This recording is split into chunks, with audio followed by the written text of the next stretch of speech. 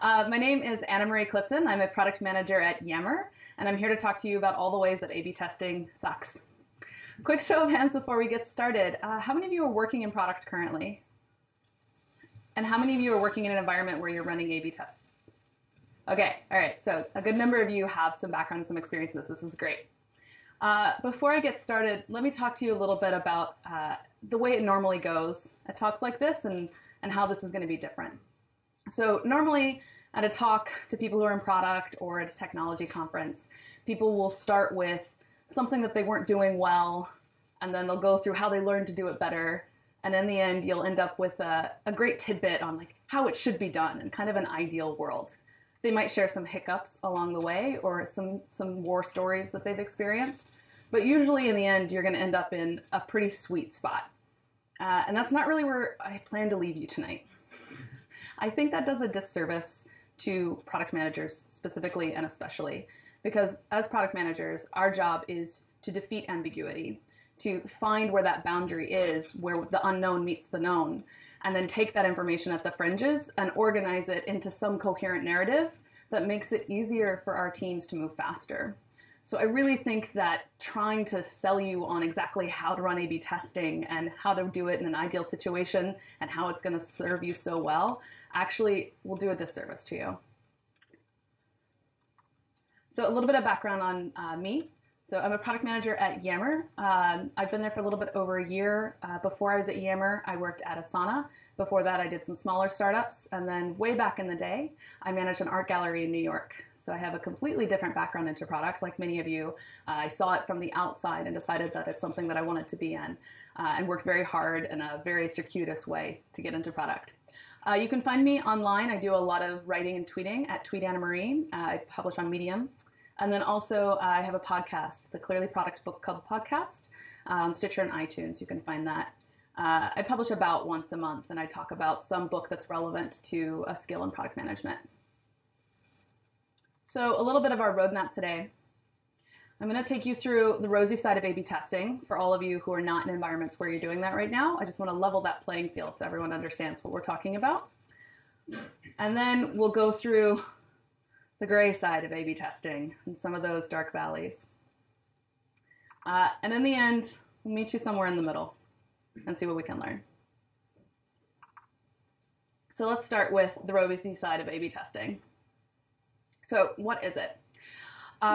Surprisingly enough, I talk to a lot of aspiring product managers who think that A/B testing is taking an experience, creating a new one, giving that to all of your users, and then checking and see what happens afterwards. And that's just completely not. So that's sequential testing, and you maybe can't even call it testing. That's when you A/B test something, it's imperative that you test it at the same time. So an A/B test is where you'll take an experience, you'll create a comparable experience, and you'll launch that to 50% of your users. So you have your treatment group, 50%, and your control group, 50%. Almost always, you'll do a 50-50 test. For those of you who haven't done A/B testing, you're almost always just going to be testing two variants. And then you want to watch which metrics move over time and establish which one you think was the winner. And then that one becomes the one experience at the end. So I'm going to talk a little bit about why to not do a sequential test and why it's different, why A/B testing is better. So we'll take an example of a new sign-up flow.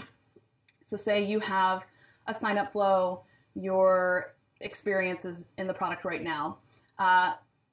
About 80% of your users are completing that sign-up flow. They start at the beginning, they go through maybe 5-6 steps, they finish. 20% along the way fall off.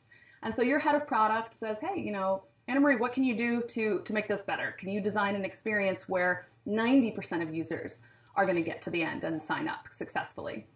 So you release a new flow to all of your users. In a sequential testing world, you'd say, here, I took out a step and I released this new sign-up flow, and I expect that users are going to be signing up way more often. We're going to get 90% of people all the way through the funnel. And then you measure again, now that you've released this experience to everyone. And now only 70% are completing. Sad cat. Womp womp. So that looks disastrous. Your head of product is very upset. You're concerned about losing your job. You're staying up late at night chewing your fingernails. That's terrifying, but it might not necessarily be your fault, and it might not necessarily be a bad experience. So now I'm going to walk you through the new sign-up experience if you had run it as an A/B test. So again, you have 80% of your users are completing a sign-up flow. That's your base state. That's your control. So now you release a new flow to 50% of your users, and this is your treatment. So you have your control, who are completing at about 80%, and your treatment, and you want to test how they compare against each other. Well, 70% of your users in treatment are completing. Like we said in that previous experience, you have a 70% throughput. But it turns out that during those few weeks while you were running this test, only 60% of the control users were completing. So maybe there was some famine, or it was Easter weekend, or there's some holiday in another country that has a really strong user base for your product that you weren't aware of that holiday. So it's not necessarily apparent unless you're testing against the same time frame if your experience is better or worse. So this is the benefit of A/B testing.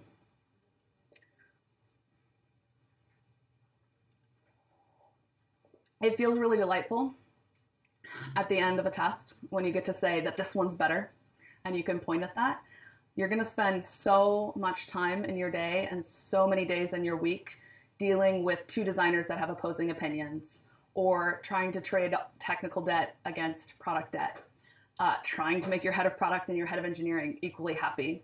And you're constantly going to be at the crux of trade-offs that end up with everyone upset. You're not going to have right answers in your job a lot of the time. And A/B testing, when it comes back at the end and it's very clear and apparent, is one of those glorious golden experiences where you just get to like lay off all of that weight and know that you did something right.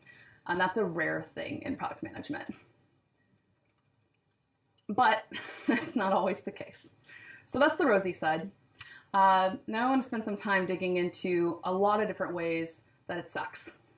I'm going to talk a little bit about this from the engineering side as well as the product side.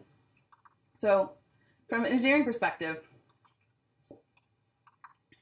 it takes longer to build a test than it does to just ship code. So this is pretty easy to think about. It's pretty easy to rationalize about. If you need to build an experience that works as well as a control experience, it just takes a little bit longer as opposed to just building something and shipping it wholesale. It's a little bit rough. Time is money, and especially in the startup world, time is a lot of money. This one's a lot bigger. You can't make changes in flight. So this comes true in a few different ways on web, and then even more ways on mobile. So on web, if you find a bug in the experience and you want to fix that bug, you might have to turn off the experience and then restart the test. You can't necessarily fix something that's unrelated, that's in that same area of the product, because it'll fundamentally affect the way that users are engaging in that area of the product. And if you're trying to get unbiased data while you're doing that, you might just have to sit out and wait for something that's a little bit unfortunate. It's very difficult to address open wounds in your product that you find out about if there's a test going on in that space at the time. And it's disastrous on mobile. So if you have released an experiment on mobile and you find a bug that's like, it might not even be breaking the experiment. It might just be a negative user experience.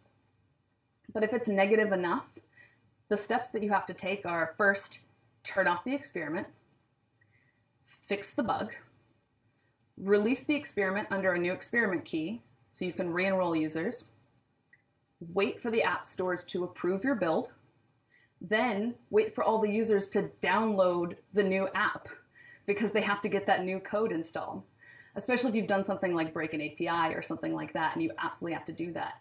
Even in cases where the bug itself only takes a day to fix, that can take weeks to roll back, reset, and start over. And that's not even the worst part. The worst part is your users during this time have been in control and then in the A/B test and then back to control, and then maybe some of those users are back in the A/B test but others are still in control, and everyone has no idea what the experience is supposed to be. And if it's a dramatic change of experience, this can be dramatically thrashy for your users. It creates confusion about what is the expected experience. And this goes back to bug triaging again. When you have engineers in a large enough team that aren't all aware of what's happening, or maybe they're not the only one building what's happening, if a bug report comes in, it's difficult to know, is this expected behavior or is this a bug? Is this expected behavior or is this a test, perhaps? And you can't necessarily stay on top of communication flow around that. This is a bit of a hidden trick because we have over 100 engineers working on different projects at different times. And you can't necessarily keep up with what all they're working on and what's the expected experience. Even the product managers that are working across several areas have difficulty digging into something and trying to figure out if that's an active experiment that's causing that bug, or maybe it's another experiment that wasn't necessarily cleaned up very well. Which, hi, Fernando, leads me to my next point, which is that code cleanup isn't always perfect. So once you've determined which the winning side of the experiment is, you want to turn that side up to 100%. If the experiment wins, you want all your users to have that. And then you have to clean up the old experience. You have to make this the path through the code base. You have to make that the one that the APIs all know to call. Or if it's the existing experience that wins, you have to remove all the experiment code and pull that out and remove that experience. And that doesn't always happen perfectly. And one of the main reasons for that is while the A/B test is on, what are your engineers doing? They're not sitting around waiting for data points to accrue. They're working on other things. So once you've called the experiment, you have to call your engineers back to clean up the code. And by that time, they're working on other things. They're in the middle of other contexts. They're definitely not thinking about where all they put all those different parts of that experience. And sometimes you'll end up with code cruft that lasts through for years after an experiment. So that's a number of the issues on the engineering side. Now the problems that I experience. On the product side,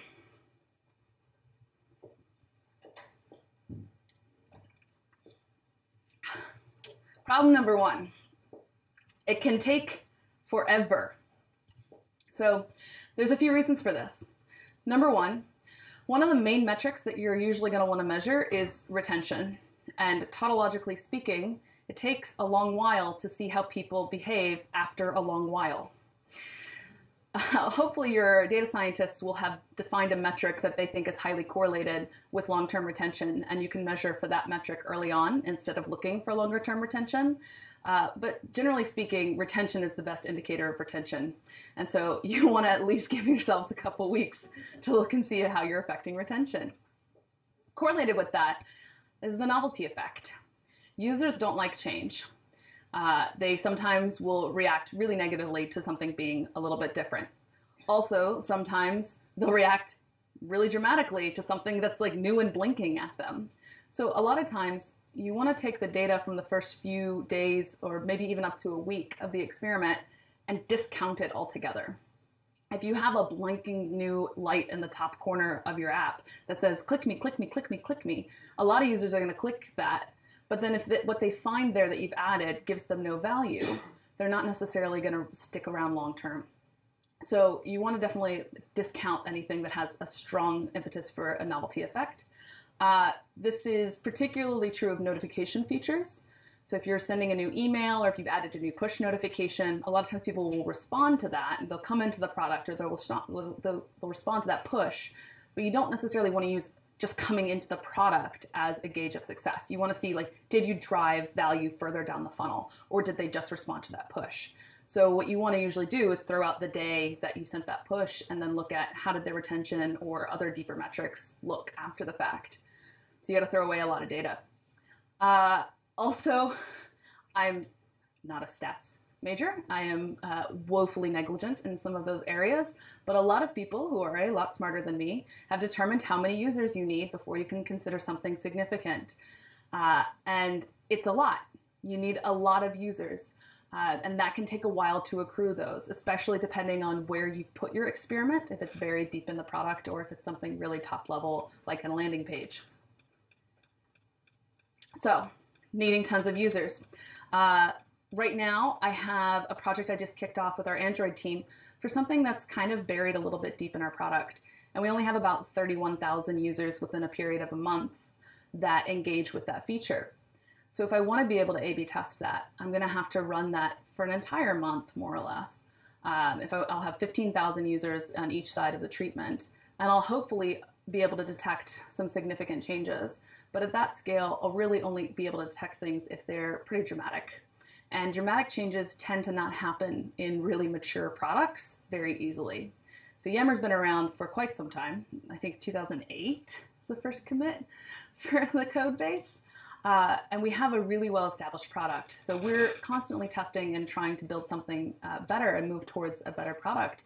But in the end, any individual feature that we launch is only going to have a small impact on actual user behavior. And we're just like moving those little bit forward. So if you don't have enough users, you're not going to be able to detect the size of your impact. So I can briefly touch on how many users you'll need for those of you who haven't worked in this experience. It depends. It depends on a lot of factors. It depends on what you're trying to measure, what metric you want to measure, and what the base rate for that metric is. So if I have a metric that I want to measure that on average only about 3% of my users take that action that are there, that's going to be harder to measure than a metric where most of my users that see it take that action. So it depends on what your base rate is, and then also what your expected lift or change is in that metric. So let's say I have 3% of my users who are taking a particular action on this page, and I'm going to make a change that I expect to see a 50% lift. So now instead of 3, I'm going to see, shit, I can't do math on the fly. I should have written that down. So I would expect to see a 50% lift. So 4.5% of my users are going to be doing that. Well, that's actually a huge lift. Like, you wouldn't expect to be able to change someone from the average user from not doing a thing to being able to do a thing. That's a very cheap thing to be able to change. If you want to drive real change in behavior, that takes a lot of work, and you're going to be doing that really slowly. And then the last thing is, it's also going to be about what your risk tolerance is for being wrong, because you're not going to know if you're definitely right. And if you increase your risk tolerance, then you can test with fewer users, which I'll talk about that a little bit more later. It takes a lot of upfront work, and this is something that's not readily apparent. A/B testing is not going to give you an answer to a question you don't ask. So you have to think before you build the test, what is the question that you're trying to ask, and why is it important? And that takes a lot of cognitive work from both yourself, your analysts, working with your designers, and even bringing your engineers into that as well. There's a couple reasons for this. First of all, you can't look at any data that you forgot to log, which is a terrifying truth. Data doesn't just like appear. You have to tell your system to log data when people take actions. And that's something that's not necessarily obvious. And you're not always thinking about the fact that if you're adding a new part to the experience, you have to also add logging for that. And then you need to make sure you're adding logging in a particular area and in such a way that you'll be able to ask the specific questions that you intend to ask after the fact. So you have to really think about this experience holistically and what you want to get out of it at the end, and then that determines how to build it at the beginning. And that takes a lot of forethought. The second piece is it's not going to be able to tell you why someone did something. It's only going to be able to tell you what someone did. And it's your job as a PM to define what why you think you're looking for and which whats will point to that. So this is what gets into hypothesis-driven development, which is the way we do product development at Yammer, where it's the PM's job to establish a hypothesis that says, I think that this thing is going to happen because of this change that I'm making, and we'll be able to tell that this thing is going to happen because of these metrics that are going to change. So this thing is often going to be something like users are going to understand groups better. That's not something that has a metric, right? You have to tie a metric to that. You have to figure out, what do I think that metric might be? And so defining that hypothesis up front takes a lot of work, but you're not going to get an answer to why people are doing things if you haven't defined that in the beginning. And then it's a lot of after the fact work too. There's almost never an experience where you get the results back and it's exactly what you expected and everything aligns in a pattern and you can see exactly whether you should ship or kill this thing and then why it all happened. I've had 2 experiences like that where everything I hypothesized up front and the metrics that I expected to move exactly the way they moved ended up moving precisely that way. And boy, was it like a cup of ice cream. It was just the best experience. But it just doesn't happen like that. Users are strange and they behave in strange ways. And you're going to find metrics that move in ways that you didn't expect, or metrics that you expect to be correlated that end up not being correlated. And it's going to take you a lot of work after the fact to dig down to the base level and establish what happened. The number of weeks that I've spent with analysts trying to establish, is there a bug in the experience? Like, why are people doing that? That makes no sense. Or perhaps our randomization was wrong. Maybe we ended up with more users in our control experience who were better users and were doing more posting before, and so now they're still doing more posting. It takes a lot of work from both yourself as well as your analysts. It's geared towards small optimizations, and that's something I hinted at a little bit earlier when I talked about how long Yammer has been in the world, where we have a really well-established product market fit, and we have tons of users, and so we're at a point where we're working on smaller gains because we've already made a lot of the big gains. And the reason why you get smaller optimizations, there's a couple things. So first of all, you're still only going to get answers to questions that you ask. And any question that you can think to ask is kind of by definition going to be pretty small and scoped. Because if you're defining a question that you're going to ask and you're going to get a definitive answer from your data, it's going to look not too dissimilar from what you already have. So you're not going to find blue sky answers in your A/B test results. You're going to find answers to optimizations that you're trying to make. And that's fine, but it's not going to help you with blue sky stuff. It's also, if you're only doing development that's driven by A/B tests, you're going to leave a lot of those big wins untouched. And there's a lot written about this, and people talk about like driving towards a local optimum, and I think that's a phrase people use when they want to sound smart and they don't actually have any ideas or opinions, but that's okay. This one's really fascinating if you're working in a product that has any kind of platform aspect or network effect. You can't really test network effects significantly in an A/B fashion. It's really only useful in single player mode. So I'll give you an example. We recently launched the ability to edit your posts in Yammer. Well, you can't exactly A/B test that, because if I'm responding to something that you've written, I have to be able to see the thing that you've written. And if I don't have access to the A/B test variant that has editing, and you do, and you've edited your post, then I'm responding to something that's not there, and the whole experience breaks. So this is really important to think about when you're doing test design, especially as perhaps if you're in an interview and someone's talking with you about how you would test something. Think about if there's network effects and how you would control for that. With Yammer, we do have a nice boundary where there is literally a network boundary, and we have companies that have domains, and we can test like a domain versus another domain. But we don't do that. We certainly don't do that very often. And one of the main reasons for that is you have to have a bunch of users in order to get statistically significant data. And if you are testing at the network level, then you have to have a bunch of networks. And the thing about networks is they have a tendency to be culturally cohesive, and they develop a certain way of behaving that's unique to within that entire network. So it's really difficult to get a random distribution of equally behaving and sized networks. So we tend to not test at the network level. It can't be scientific. For all that we would like it to be, your admins are going to email people and tell them to check out this new feature and here's how to use it. People are going to tweet about experiences. Journalists that find out about your test are going to write an article about it. And generally, you can't do double blinds in this world. You're going to end up in a world where your users are hearing about this from other users.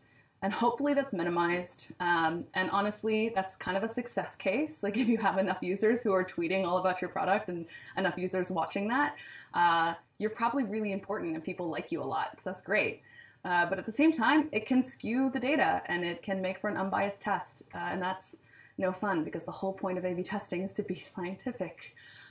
So it has its flaws there. And that's really difficult to emotionally handle because we do try and be so stoic about it. And then you can be totally wrong. So I mentioned earlier about the when I talked about how you need a bunch of users and that's affected by your risk tolerance. It's because you actually can't know for 100% that the thing that you saw happened because of what you did. There's almost always a chance that it was totally a fluke. In the scientific community, people accept a risk tolerance margin of about 5%. And people talk a lot about p-values, and they take a p-value of 0.05. And that's the point at which, in the scientific community, people will accept your paper for their journal, hopefully. In the tech world, we tend to accept p-values that approach 0.2, which means that you are calling something statistically significant when there's about a 20% chance that it's totally a fluke and just random chance. So just be careful about what tools you're using. There are a lot of tools off the shelf that are set to default at that way. You can change that threshold. I know Optimizely lets you modify that threshold, which is really great. But you're looking basically at your A/B test results. They're probabilistic. They're pointing you in a direction of what they expect is happening because of what you've done. But in the end, it could actually be wrong, which is kind of terrifying. So I talked a little bit about why you might want to test and walked you through some major issues with testing and ways that it can hurt you. But now I'm going to talk a little bit in the middle. So it totally sucks. It slows you down. It actually adds weeks to your development cycle, and weeks is eons in the startup world. You'll end up in debates with your engineers. You'll be frustrated with your designers. You'll be rolling your eyes with your analysts, and everyone's tearing their hair out. But in the end, you're building for your users, and you can't really hear from them in aggregate without tools like A/B testing. The data that you get at the end of a test is really the voice of your users. It's the chorus of them singing at you. And as much as it could be wrong, and as much as it can't be precisely scientific, it's still actually pretty good. And it's still one of the best tools that we have. So I leave you with only one thing tonight. I really want to impress upon you that it is a tool. It's not a cure. It's a diagnostic tool. And it's only going to be as good as the questions that you bring to it. I see a lot of aspiring PMs who will respond to a challenge when I ask them, well, how do you know that's good? Well, what if that failed? And their response is, oh, I just A/B test it. What are you going to A/B test? Like, well, you're going to A/B test the failure? What does that even mean? Like, that actually means nothing. A/B tests are just your scientific tool to put a hypothesis to the road and see how it stands up. So make sure that you remember to make your hypotheses and to do that cognition and that upfront work, because that's what makes our job so much fun. That's what makes our job so valuable. And that's what makes us a really highly paid workforce in tech right now. It is not easy, and it is not cheap, and it requires a lot of upfront work and a lot of after the fact work, but it's definitely worth it in the end. Thanks.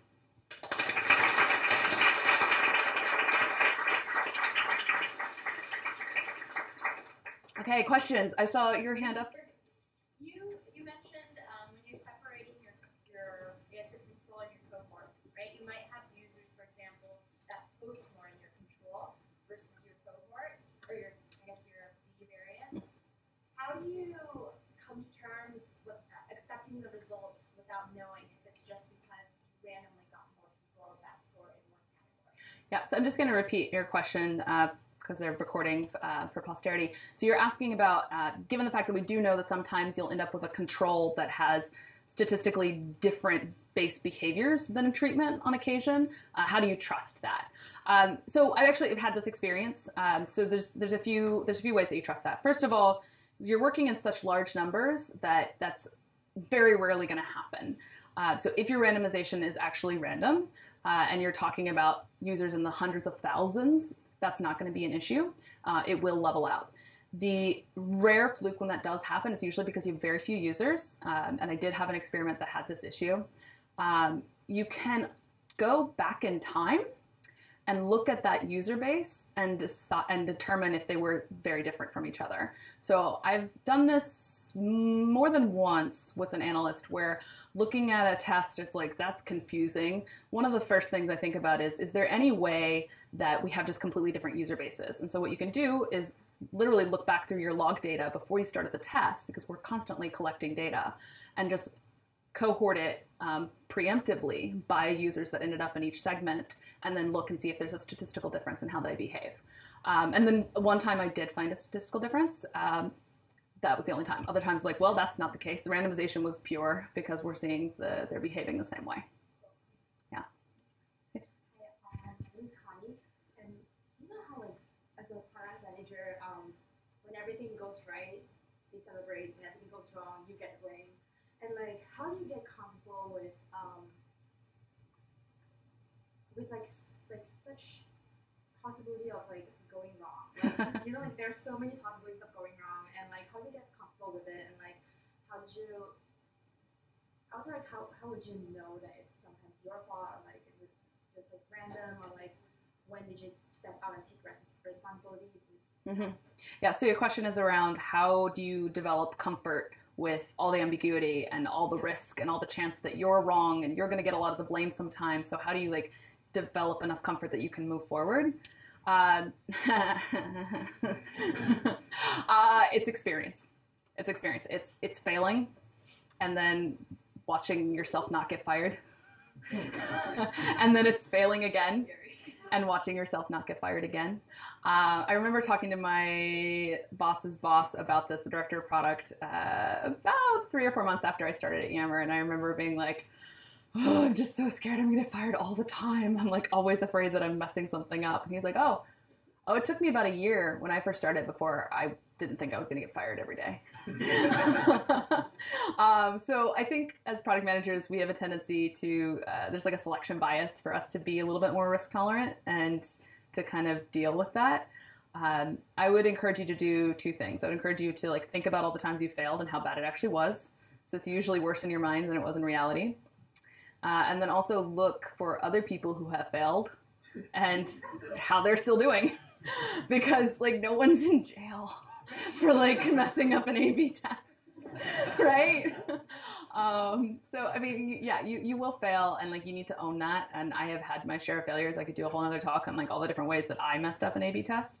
Maybe a short talk, but you have to come to terms with that, and that will help you figure it out. I know one of the best things that I've had is mentors who have outlined exactly like what is an acceptable fail box and like within what parameters is it okay to mess up. And that's something that I've passed on to anyone that I mentor, especially someone who like comes into Yammer. I'm like, great, here's Yammer, here's how it works. Like, here's about how far you can mess something up. So like you're here and like you can go about this far before it gets bad. So like this will be fine.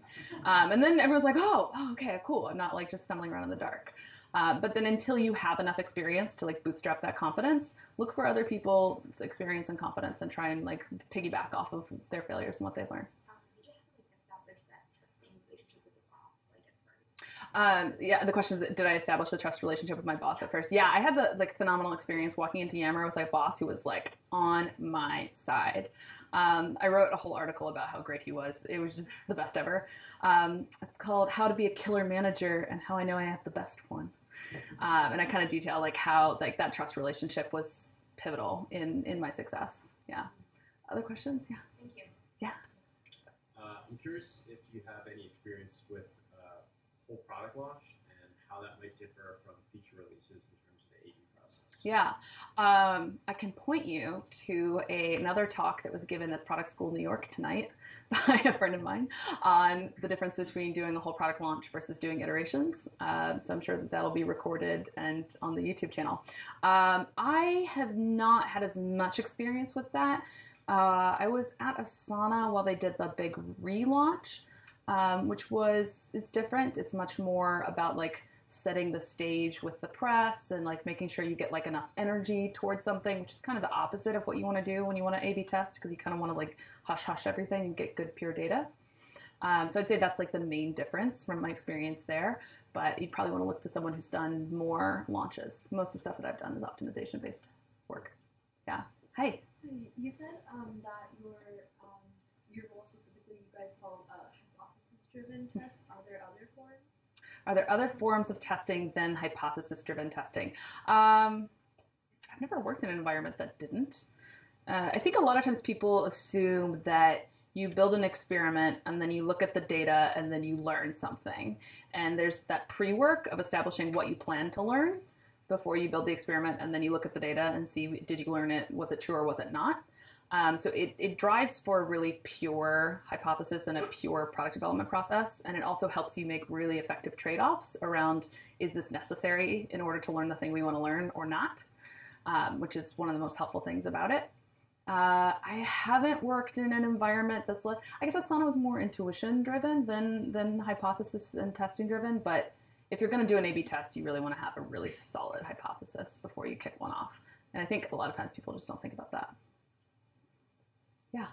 Were you ever able to monitor like voluntary comments that come in while the study is running? And the political influences, have you seen voluntaries make an influence? So things, people setting in voluntary comments help whatever questions coming from customer support as a result of the change in application.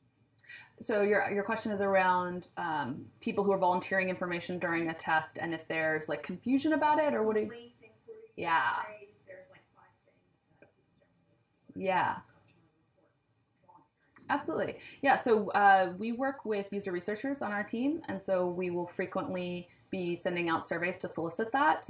We also will monitor our Twitter feeds and our user voice feeds as well. And so we have like a regular feedback channel. I guess we have App Store reviews, Hockey app reviews, the Twitter, the user voice. We're working on in-product surveys for direct feedback there as well. And every week we have someone on the product team monitoring those channels, and then they send the feedback to the PM who's responsible for the test that's involved in getting that feedback. So we definitely address, like there's been a recent example is I launched a test with a new email, and I got a lot of feedback about people being kind of confused about how to unsubscribe because it wasn't very clear in the settings page, which was totally mind-blowing because we had like a superset setting that for some reason it was a drop-down list. Everyone thought that drop-down list affected everything below it instead of being its own independent line. So we launched a follow-on project to address that because of the feedback that we got during that experiment. Have you ever used other tools like Upfront to test? So you do your qualitative experiments before using other tools that give you metrics, and there are a variety of them out there, but you can do a post in one thing, get a preliminary reaction based on 1 or 2 coordinated days involved in traffic, and then use that to direct the qualitative or the hypothesis generation phase? Yeah, so your question is about before we have generated a hypothesis and kick off an A/B test, what do we do before that to establish what we even want to do? Yeah, so again, we have our user research team. They have a whole slew of methodologies, including like heat maps and click tracking and various things. We'll do like bring users in for usability studies or various things. So we do have kind of a constant both exploratory process with them as well as a targeted process when we have some ideas we want to kick around with users. Yeah. Yeah. Follow up to the first question. So when you define this control group and the regular group, do you ever engineer, like spend a lot of time thinking, okay, I want to test on this group and I don't want to test on, like, is that common or is it mostly randomization? Yeah. So the answer is like absolutely never, and yes, definitely. So I'll explain what I mean there. So your question was, do you ever engineer who's going to be in the control and who's going to be in the treatment? So definitely never, because you want to actually have a random test group, and that's like the only way you can really trust your data.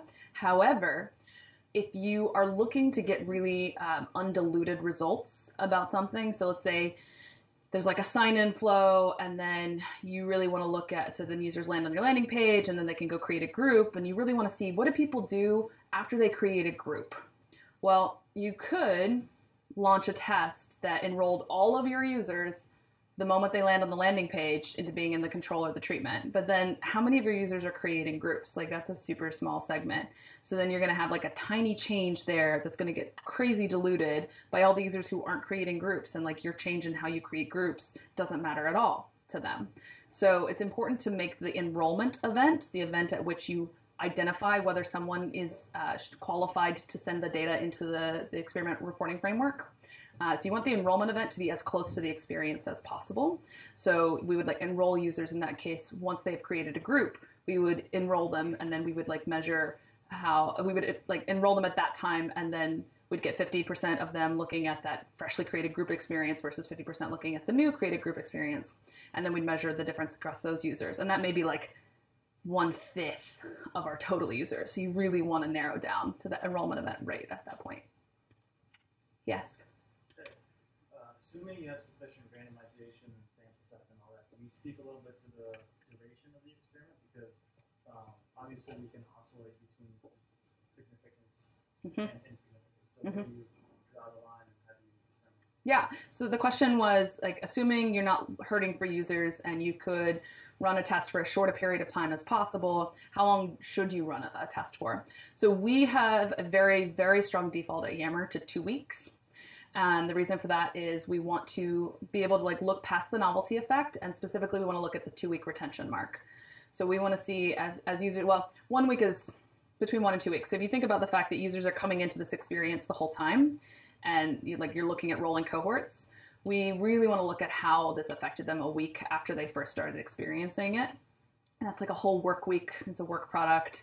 Our analysts have done a lot of work over time to define like what is an appropriate amount of time.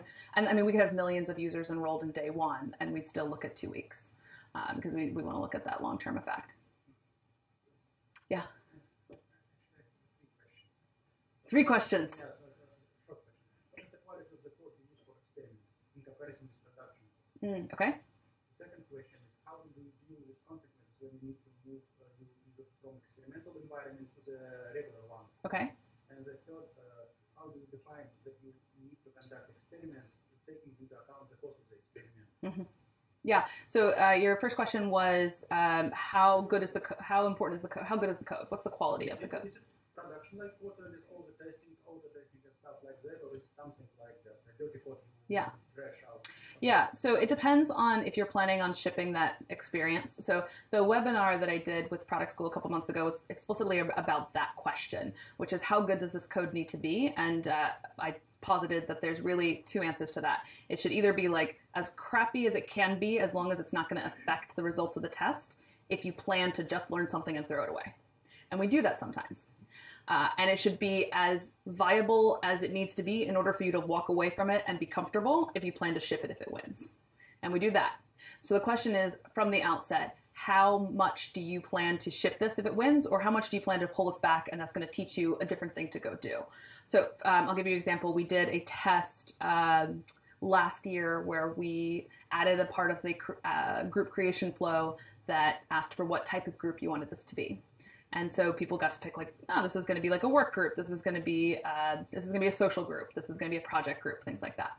And we were never going to build out those types of groups necessarily. We wanted to see if users found that useful, if that would like delay their group building process, how they used the groups after the fact, if they set an intention. And that laid the groundwork for some research investigation and further work that we want to do later based on that hypothesis that we had that it would be useful. So that we never ever intended to ship that code. So it was pretty crappy.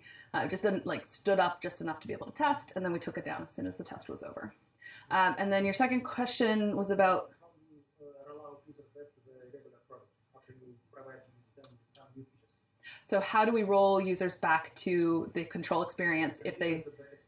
Yeah, if it lost or something like that. Yeah, so we don't allow users to opt themselves into a version of the product.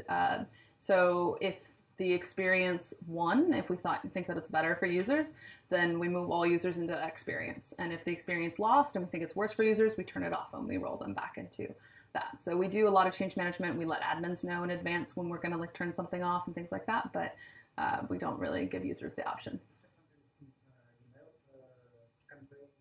No, we have so many tests running. We have so many tests running. We would never like be emailing them with updates on what's going on. No. The third question about the cost of the experiment. Yeah, how do you decide that it's worth it, given that it does cost so much? Yeah, it depends on who's running the experiment and if they or who's driving that feature, and if they have like the inclination toward that. So we have certain people who have like a default, you should definitely test it unless there's a really strong reason not to. And we have other people who are like, you should maybe test it, but like you should think about if there's a good reason to test it. So it really depends on like a lot of the inclination, but we have a really strong testing and learning culture at the company where every month we have share outs about like what tests have wrapped and what we've learned and what the metrics were that then ripple through the rest of the product org. And then we come up with new hypotheses from gathering between different tests and like things that they're doing in onboarding affect me that I'm doing in growth and blah, blah, blah. Yeah. Yes. Can you share some thoughts on multivariate? Yeah. So the question was about multivariate A/B tests and what are my thoughts on that. I've done a few of those. I tend to avoid them because they. So multivariate test is when you have just multiple variants. Super straightforward. So I tend to avoid them because it's less clean in terms of our experimenting framework. Like we've just set ourselves up to do straight A/B tests. I think if we had built our product internally, we have internal product that we use. If we had built it to randomize really well across multivariate and to be able to like handle changing proportions or things like that, it'd be different. It's also it's really nice to just like get a whole bunch of users. Like anytime you add another variant, you're reducing the number of users in each cohort, and I feel less good about that. I want to get as much confidence as I can that that's a real thing. Related to that, do you ever use designed experiments where you intentionally design to test for the variation through statistical methods? It's a kind of a classic Deming concept. Yeah. You're using statistical variation. You have to be really careful on the construct, but it can really be really efficient in really getting through, like you said, caution with confident multivariate testing. Yeah, no, we don't go that. No, we're definitely like much more about like let's build a new feature and let's like get it in front of users, and we're not at the point where I imagine that we might do that for something like a marketing page where you can like you kind of know where you're going to end up and you know where you're going to start and you want to find like the absolute best there. But when you're talking about changing user flows and user experience, it gets like there's a whole bunch of knobs and levers, so we don't do tests like that. Yeah. How is product management regarded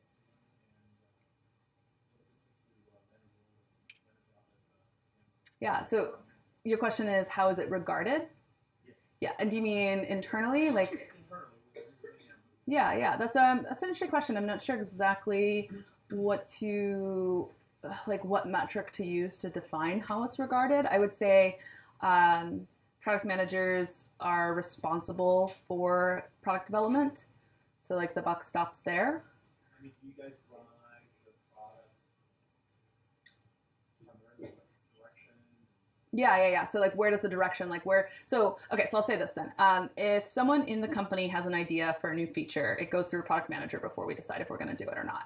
So that feature idea will bubble up to the most relevant product manager in whatever space that feature idea came from, an engineer or a marketer or something like that. It will like route through to a product manager who's kind of thinking about that space, and then that PM will decide, should we do it, should we not, does it fit in the roadmap, does it not? So in terms of how it's regarded, I mean, I guess I would say we determine what happens. That's like a weird kind of authoritative stance to take, but it's funny. Everyone always talks about like really flat organizations and like everyone giving input and all that, and it's just like it can turn into such a cluster if you don't have like a person who's responsible for making a decision. Like that's just, you don't want consensus. It's the worst possible thing imaginable. So yeah, the product managers make the decisions.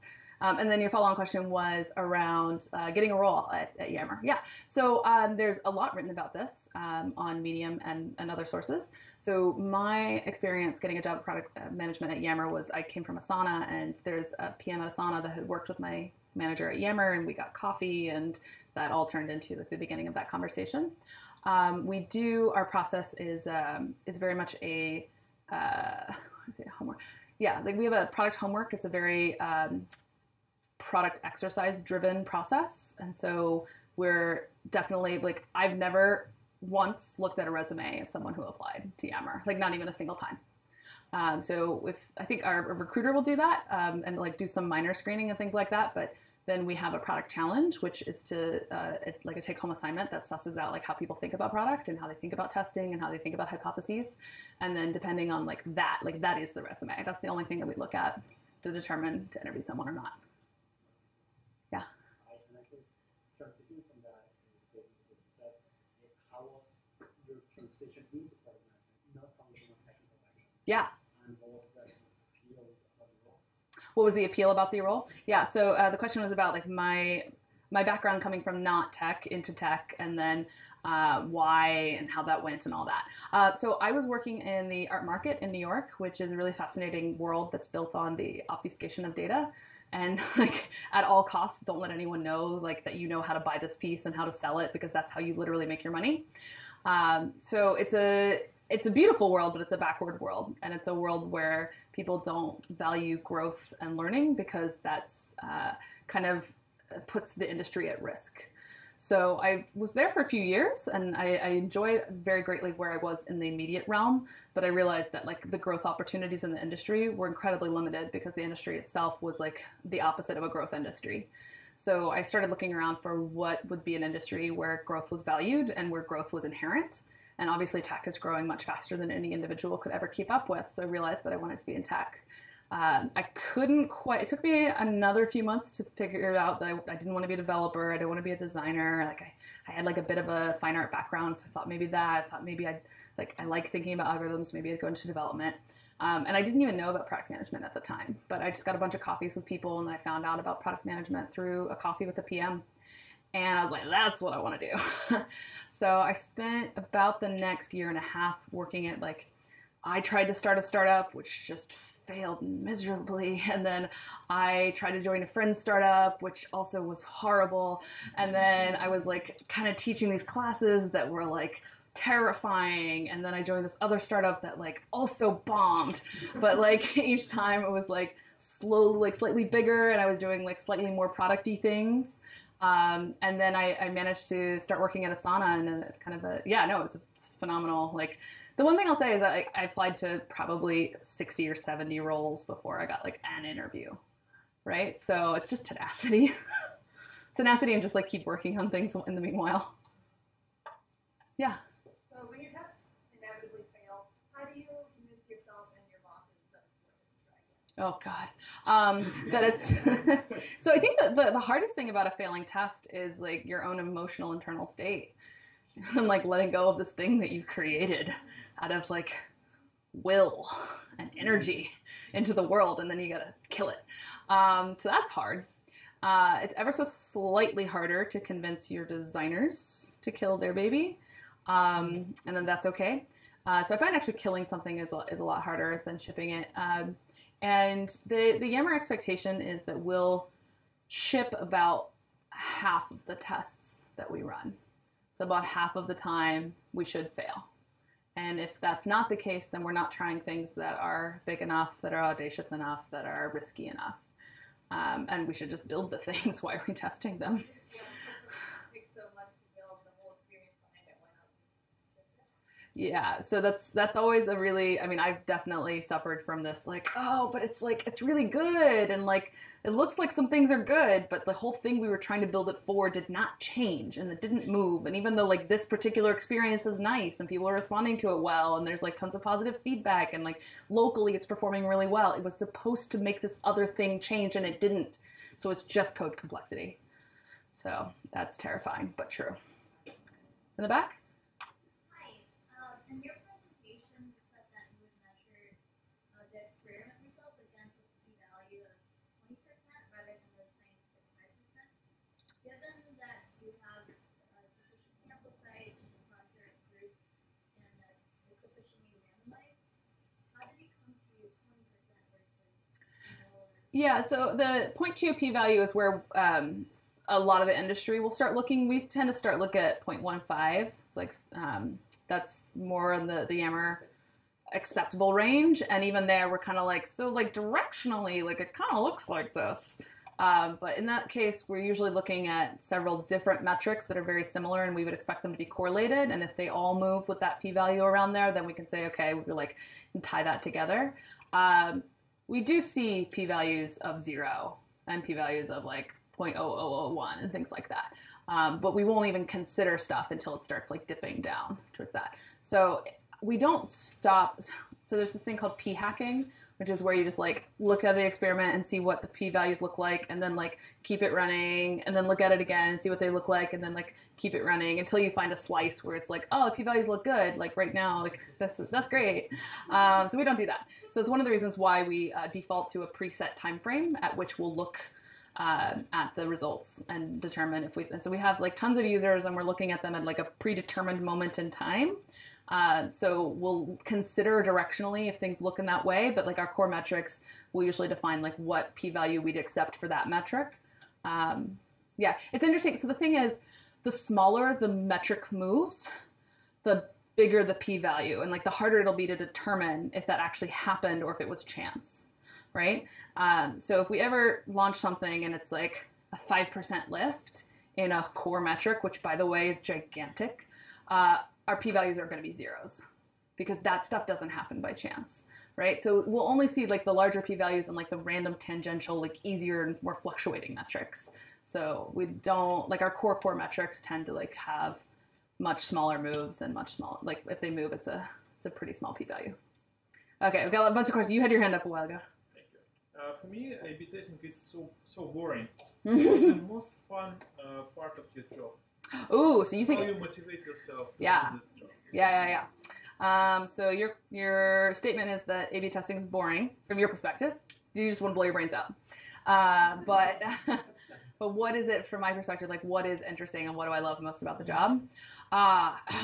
There's just so the thing that I love most about product management at Yammer is that I've got like 8 different projects right now, and there's like tons of engineers who are like working on these like really deep problems, and I'm kind of like, what is the problem? How can I like help make it less ambiguous and like clear the way for you to move faster? And then like come over here and like, what is the problem? How can I make it less ambiguous and help you move faster? And so I'm involved in like so many things. It's absolutely titillating. Like there's just so much energy and like drive there that like, if I didn't do that, I would have teams waiting for me and like people would be blocked by me. And that happens when I get overloaded for sure. Because I have like 8 different teams that are waiting for me and like looking to me to like make calls and make answers. And it's difficult because there aren't right answers. Like anytime you make a call, it's gonna be a trade-off and someone's gonna be a little bit unhappy on one side or the other. But those are the calls that you make, right? Those are the ones that float up to you, are the ones that are kind of ambiguous. Because if it was easy and if it was obvious, the engineer would just make the decision and move forward and tell you, hey, this is the thing we're doing.